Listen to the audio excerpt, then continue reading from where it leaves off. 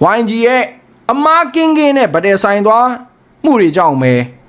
retribution လာပေါက်ပေမဲ့လည်းဟန်မဲပိုင်မယ်နဲ့ပေါက်ဝိုင်းနေမှာတော့ဖတ်ဘလက်ကတော့ရင်းပေးထားတယ်ဒါတင်နဲ့ဖတ်ဘလက်နဲ့လဲထားနေမှာတော့မလဲပါဆယ်အနေနဲ့ဘလက်လေးတစ်ကောင်အပြင်မက်ဆီလေးကိုပဲရမယ်ဆိုရင်တော့ပို့ပြီးတော့ကောင်းသွားမလားလို့နော်ကဲ Dynamite 4 Deadly Sting က retribution ဟန်မဲပေါက်သွားတယ် Captain ကောနဲ့ PS ကတွေ့တော်တော်လေးတော့နည်းနေတယ် hack အနေနဲ့တော့ Terrifying သုံးပြီးတော့ Deadly Sting ကပေါက်ထည့်လိုက်တယ်နေကောင်းသွားပြီ PS ကျွန်တော်တို့ပါဆယ်အနေနဲ့ကတော့ဘလက်တစ်ကောင်မထပ်ပေးလိုက်ရင်လည်းပဲ second တာထိသွားဦးကျွန်တော်ဘက်မှာ Lina Flicker ခုံထွက်ဝိုင်းနေမှာတော့ PS မှာတော့ hack ပဲဖြတ်ပေးဝိုင်းနေမှာ Messi တစ်ကောင်မပါဆယ်ပေးလိုက်တဲ့နောက်မှာ Heroနှက်ပေးထားတယ် Referee တွေပိုင်းတော့နှိပ်ထားတယ် normally hand အနေနဲ့ AC ပဲလား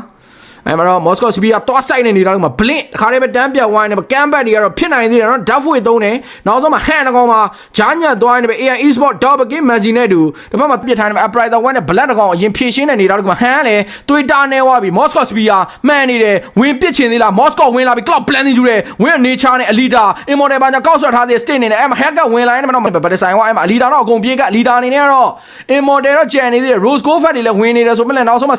Stick လည်း Immortal ကြံနေသေးတယ်ဒီဘက်မှာ PA7 တကောင်ပဲကြံတော့ဘာမှလုံးမရတော့ Kimi Rocket တော့ Stallion ဘင်းကြမှာ Double Game Lina နဲ့တူပဲ Hero King 9ကောင်လုံး Team White Out ဖြစ်သွားတဲ့ AI Esport အနေနဲ့တော့ Game Number 2မှာဘလုံးမှရှင်မချနိုင်ခဲ့ပဲ